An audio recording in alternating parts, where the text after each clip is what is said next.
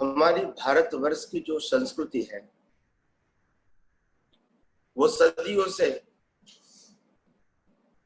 हजारों सालों से ये विश्व का गूढ़ रहस्य समझने की हर व्यक्ति को एक तमन्ना होती है, एक इच्छा होती है, एक ख्वाहिश होती है और हर व्यक्ति इस संसार का एक सनातन सत्य खोजने का अपने लेवल पर अपनी सोच के मुताबिक प्रयास करता आ रहा है। पहले जमाने में सनातन सत्य की खोज के ऊपर आगे बढ़ना थोड़ा बहुत आसान था, क्योंकि इतनी सारी भौतिकताएं नहीं थी और इतने सारे विकल्प भी नहीं थे। खाने के, पीने के, कपड़े लत्ते और बहुत सारी भौतिकता जो आज उपलब्ध है वो उस जमाने में नहीं थी। दूसरी बात, उस जमाने में कष्टदायक जीवन था, यानी बहुत परिश्रम वाला जीवन था। इसीलिए किसी के पास कोई ज्यादा समय भी नहीं बचता था या मैं कुछ और ज्यादा दुनिया को जानने की कोशिश करूं या भौतिक चीजों जानूं। तो जो भी उसको समय मिलता था वो परमात्मा की भक्ति करता था, भगवान की भक्ति करता था, कोई माता जी की भक्ति करता था और धीरे धीरे साधना में लगे रहते थे अपनी शक्ति के मुताबिक। मगर उस समय बहुत विकल्प कम होने के नाते वो अध्यात्म के मार्ग में थोड़ा बहुत कुछ आगे बढ़ सकते थे स्वयं। और इसीलिए उस जमाने के लोग भी ऐसे थे जिनकी ख्वाहिश बहुत कम थी और जीवन में उनको जरूरियात मिल जाती थी तो उसको संतोष हो जाता था। अपेक्षाएं भी बहुत कम थी। 2 टंक खाना मिल गया, पहनने का कपड़ा मिल गया, कहीं जगह सोने की मिल गई, बहुत हो गया। इससे ज्यादा उनकी बहुत कुछ अपेक्षा थी ही नहीं और इसीलिए उनको इस जमाने में आध्यात्म के मार्ग में थोड़ा भी आगे बढ़ना, इस दुनिया का सनातन सत्य समझने की कोशिश करना उस समय आसान था, क्योंकि बहुत विकल्प नहीं थे, न व्यक्तिगत विकल्प थे और न ही बाह्य विकल्प थे। मगर आज इस कलयुग के अंदर 5 इंद्रियों के इतने सारे विषय हैं और इस विषय के अंदर इतने सारे विकल्प हैं और इस विकल्प से ऊपर उठ के हम कुछ सनातन सत्य समझने की कोशिश करें, कुछ कुदरती कानून समझने की कोशिश करें, तो आज आम जनता के लिए ये बात बहुत दुष्कर है। मगर क्योंकि आप ये अध्यात्म विज्ञान के सत्संग से सतत जुड़े हुए हैं, तो इसीलिए आप सबके लिए ये अध्यात्म विज्ञान के माध्यम से ये दुनिया का सनातन सत्य या कुदरत का कानून समझना आपके लिए आसान हो गया। और आसान हो गया ताकि आपको ये आध्यात्म विज्ञान समझाने वाला प्रत्यक्ष व्यक्ति मिला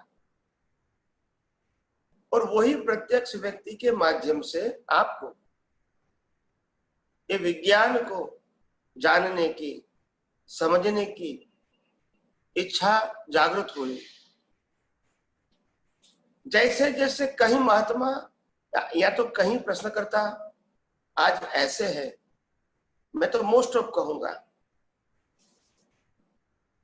ज्यादातर 95-98% जो महात्मा आज जो प्रश्न कर रहे हैं वो इसीलिए कर रहे हैं क्योंकि उनको विज्ञान की दृष्टि मिली है।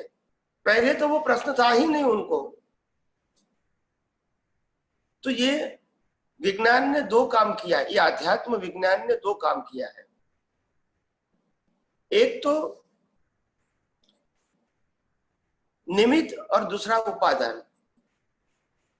उपादान भी आपका जागृत किया और निमित्त भी प्राप्त हुआ। नहीं तो सामान्यतः बिना उपादान निमित्त प्राप्त नहीं होता है। मगर ये कलयुग के अंदर सभी का जो डेवलपमेंट है वो इतना सारा आध्यात्म के बारे में नहीं होता है, भौतिक बारे में हो सकता है। तो यहाँ उपादान भी जागृत हुआ और निमित्त भी मिला आपको, ये दोनों साथ में मिला, और इसीलिए आप सबको ये विज्ञान समझना आसान हो गया।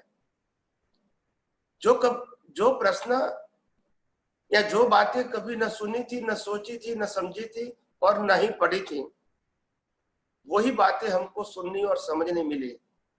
और बाद में उसमें जब गहराई में जाने की कोशिश किया, तभी उससे अंदर से प्रश्न उठे और फिर प्रश्न का आपको ये उत्तर मिला।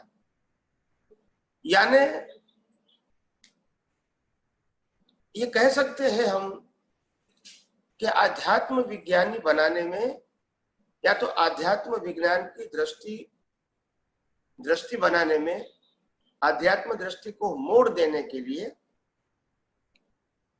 आप सबको जो ये विज्ञान मिला, उन्होंने बहुत कुछ काम किया है। अगर ये नहीं मिला होता विज्ञान, तो आज भी आप रिलेटिव सत्य को ही पुरुषार्थ मान के आपका जीवन व्यतीत करते और आप उसमें ही संतुष्ट हो जाते हैं। मगर क्योंकि आपकी भी पुण्य थी और जो कुछ भी डेवलपमेंट था, उसके माध्यम से आपने ये विज्ञान को समझने की जिस प्रकार से कोशिश किया, और जिस प्रकार से विज्ञान जानने के बाद उपयोग करके अनुभव करने की कोशिश किया, उसके बाद आपके जीवन में जो कुछ भी प्रश्न उठे, वो आपने यहाँ प्रश्न करने की जो कोशिश किया है, वो काफी सराहनीय है। और ये प्रश्न आपके और इसके ये उत्तर प्रेजेंट और फ्यूचर में भी हजारों लाखों लोगों को इस विज्ञान के मार्ग में आगे बढ़ने में, इस विज्ञान को समझने में और इस विज्ञान की गहराइयों में जाने के लिए उनको बहुत सारा लाभ होगा। तो इसीलिए ये विज्ञान की कीमत अपने जीवन में कम मत करना, क्योंकि हमारे लिए विज्ञान ही सर्वस्व है, और विज्ञान नहीं है तो हम खुद की ही वैल्यू नहीं समझ सकते हैं, और प्रकृति की वैल्यू जीरो भी नहीं कर सकते हैं। और ये कुदरती कानून और कुदरती रचना के रूप में देखना हमारे लिए अगर विज्ञान नहीं होता है तो संभव नहीं होता। तो आइए हम सब यही आध्यात्म विज्ञान को और गौर से समझने की कोशिश करें, और अपने जीवन के अंदर ये विज्ञान का उपयोग करते करते जो कुछ भी प्रश्न उठे हैं, इनका हम समाधान प्राप्त करें और हमारे जीवन में और आध्यात्मिक ऊंचाई प्राप्त करें। यही मेरी शुभकामना है। जय सच्चिदानंद। जय सच्चिदानंद।